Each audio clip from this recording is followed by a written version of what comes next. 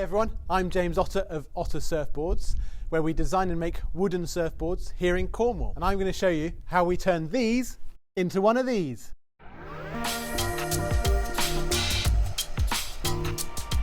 Hey everyone, welcome to part 7 of how we make wooden surfboards. In part 6, you'll have seen us get into the shaping of this wooden surfboard, where I started to blend the deck rails right the way round onto those rail strips that we built up as well.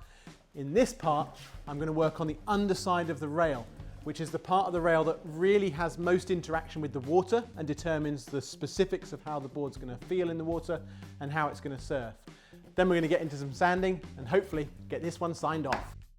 So when I look at the rails of our surfboard and specifically shaping the underside of these, the main thing I've got to think about is how different shapes of rail interact with the water as we're up and riding and surfing along a wave. Once we're up and riding, we're planing along the surface of the water, changing the profile of these rails is going to determine how it interacts with the water, and we look to utilize a couple of options within our surfboard. So two kind of basic classifications of rail shapes would be that we've got a rounded rail and a hard or down rail. And we tend to, so typically a surfboard, like virtually all surfboards have this in common, where through the fin section of a surfboard, you'll have this hard rail or down rail, and that gives us a couple of benefits. The first of which is it generates lift. It sits right up on top of the water's surface, so it's giving us maximum lift. So as we get into a wave, it's going to pick up the back of the board and get us moving quicker. But also, when we come to turn a surfboard, we'll lean back on those fins and use the fins to pivot on. So if the whole board is up above the water, that makes turning an awful lot easier. So most surfboards will have a hard edge round the fin section. Then when you look at the mid section of a board, this part here, typically you'll have a soft rail or a rounded rail. And there's various iterations of that, determining how pinched they are or how much volume gets brought out to the rail, or how full they are. But ultimately a rounded rail is going to keep in contact with the water, so it's going to draw water up onto itself and end up sitting slightly below the waterline as you're planing. So it's going to have some hold in the wave. And the great thing about that, around that midsection, is if you take off on a steep wave, or if you bank onto a rail into a turn, the waterline that interacts with the board might well end up running down and disengaging with the fins. So you actually rely on the water holding onto that rail, the hold of the rail. You rely on that to maintain control of your surfboard. So when we think about a surfer having a good rail game, their ability to flip from rail to rail as they're working their way along a wave, having kind of a good rail game is their ability to put a board on edge and maintain control of the board through a turn, even though their fins that are normally used for that directional stability are starting to disengage. So we're going to be doing something very similar to that on this board. That rounded rail typically is taken all the way through the nose. It's helpful to have a softer rail through the nose just because as you're paddling, you're displacing water, so it helps part the water. And also, as you start to take off on a wave, it just helps generate that first bit of lift to get up and planing. So we'll have a soft rail from there all the way around the front of the board. And as you can imagine, in between these two, there is an area where we've got to transition from one to the other. So I'll show you how I do that a little bit later on. But the first thing I'm going to do on this board is do this softening, this rounding, all the way around the front of our board. And we're lucky with our wooden boards because the main bulk of that rail shape is already determined by the ribs. So this is kind of real refinement of that shape and just working that underside of the rail. So I'm going to get into it.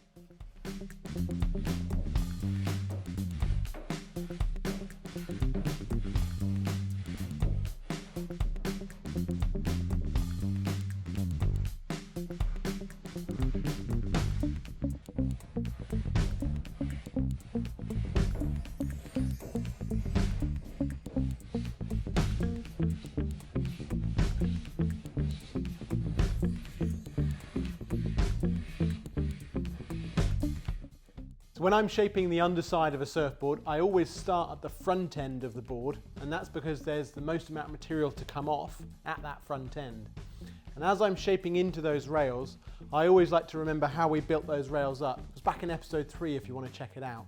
We started off with this being the rib that's inside our board, this being our bottom skin of wood that's here. And then the first 2 rail strips that went in were square, went into a little notch. Then we started building the rails up, this whole one here being number 3, 4, 5, etc. And as I come into shaping these, the first thing I'm looking to expose is that glue line there between numbers 3 and numbers 2. So I look for that as I'm working the plane, and I take that first bit of rounding of the underside to there. And when I see that glue line, I know I'm getting close. And then I take it back to find where that blend is all the way around the rail, to find the point where that curve is really smooth from top to bottom. And the point at which I know I don't want to go beyond is when I start to see, or if I ever see, the glue line between numbers 2 and numbers 1. I know then I'm getting pretty close to about as far as I can go, because above that number 2, this in here, is going to be a void in between those ribs. So I want to make sure there's a good amount of number 3 left to keep those rails nice and strong. But by that point, I should be pretty close to a nice smooth rounded rail. Once I've done that front end, it's time to move back towards the fins, mark out the section that I keep fully square, and then work out a nice guide point to bring us. So we've got the rounded rail in the middle and the hard rail at the back. So I'll show you how I'm going to mark that up. At the tail section, what I'm going to do is mark off the area that I know the fins are going to be at. So I'm not going to touch the edge of that rail there. And then I'm going to give myself a guide point about 10 to 12 inches further up, which is where that transition is going to be through there. I'm just going to mark those off, some 14 inches up there, and then 24 there. And I'm just going to use this square to make sure both sides are level.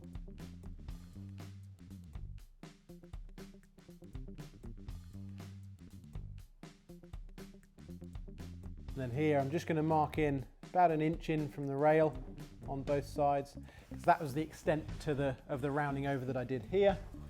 And luckily they match up both sides. And then I'm going to draw a line that kind of follows a natural curve from that mark down to this one on both sides, and that's a guideline of how much material to then remove through that transition.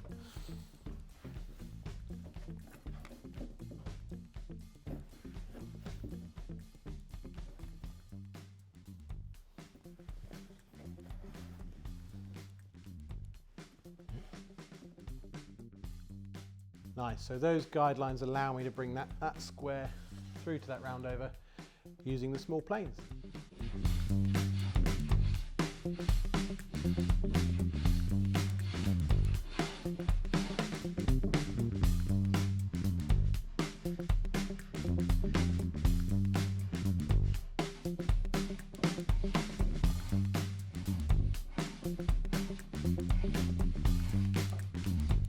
As you can see, I've managed to shape the underside of the rails. You've got the transition from where I'm removing no material through there into that full round over in the middle of the board that then runs all the way through to the nose.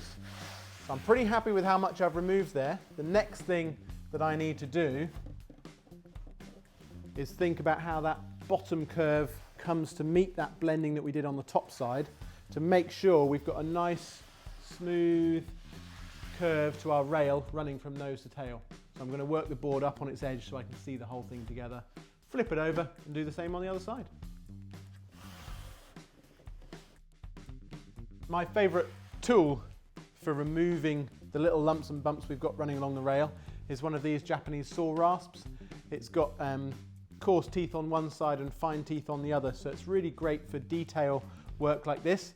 And also where a plane might dig in and pull at some of the grain, because this is saw teeth, it's much more forgiving and doesn't tend to pull any chunks up. So I like to just gently work that along the rail to make sure that's all lovely and smooth.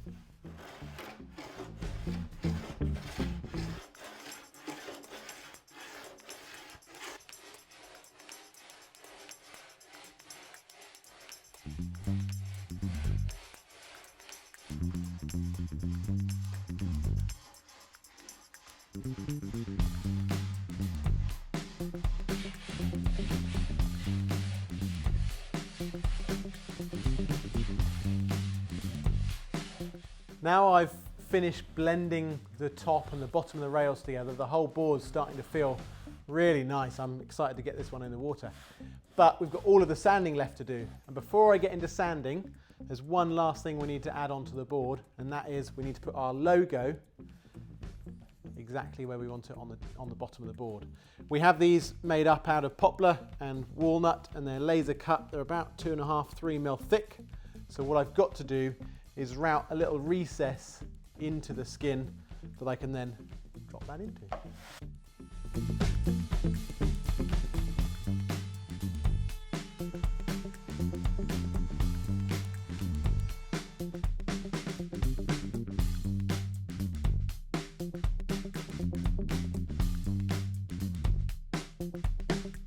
I've left the glue fixing our logo down overnight, so this morning it's time to reveal that. Then I'm going to get into some sanding. I'm going to use an orbital sander on the bottom skin and the top skin, and I do that to get rid of the straight lines. We've got some deep sanding marks from our drum sander when we make the skins, and it'll get rid of those, but it also gives us a nice surface for the resin finish to bond to. And then I go over the whole board with a small block of 120 grade sandpaper, and that's as fine as we take it to make sure there's a good physical key as well with that resin finish. So let's have a look at that logo.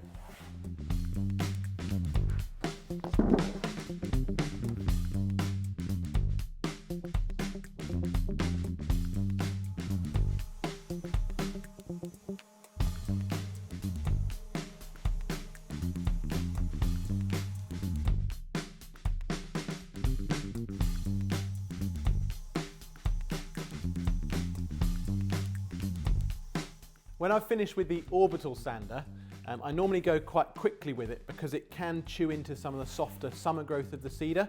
So even though I've been quite quick, I've got some little undulations in the top and bottom of the board across the deck there. So I'm going to turn to my trusty 120 grade sanding block, which is what I'm going to take all the way through to the finish of this board.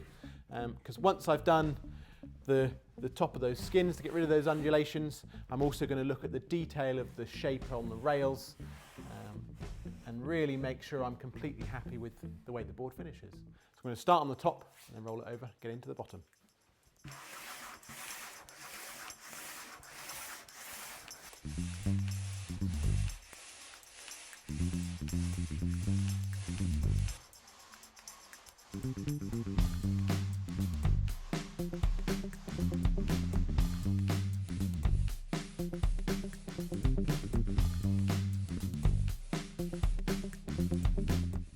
Right, I'm happy with how that top's finished. I'm going to roll it over and we'll take a look at the bottom.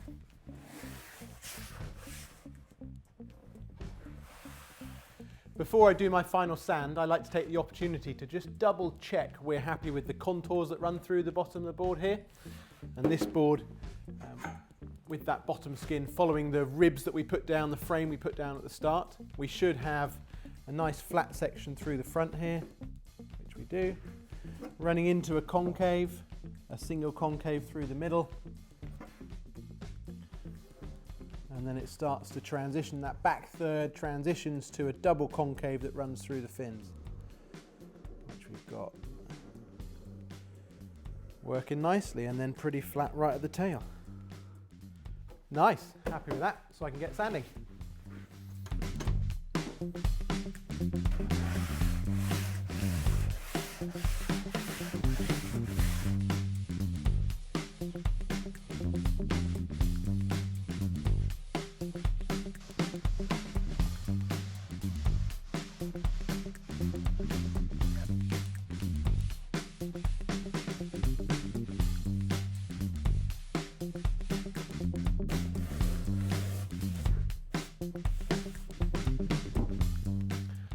All right, that just about wraps up all of the sanding of the shape.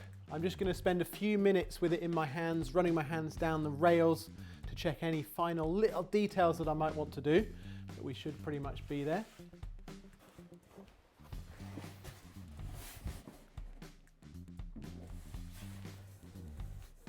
And what I'm looking for is a nice symmetry in the rails, a nice smoothness to all of those curves.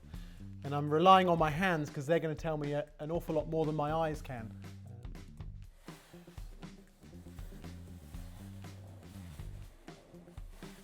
Just to make sure I'm happy with it. And I'm starting to really think about how this is going to behave in the water.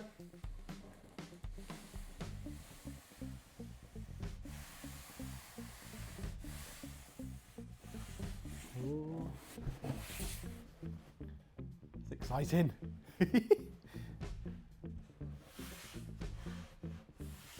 Right, what I'm going to do, measure it up, and then I can sign it off.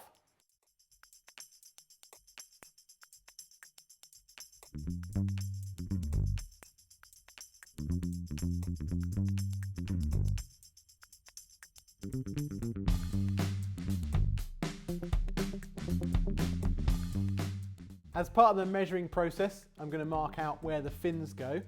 And with this board, it's one of our hybrid models, the Swift model. So it's somewhere between a fish and a shortboard. It can be ridden as a twin fin if you want kind of loose, fun surfboard. But we're going to use this one as a thruster because we want to have it a little bit more performance orientated. So I'm going to mark those out.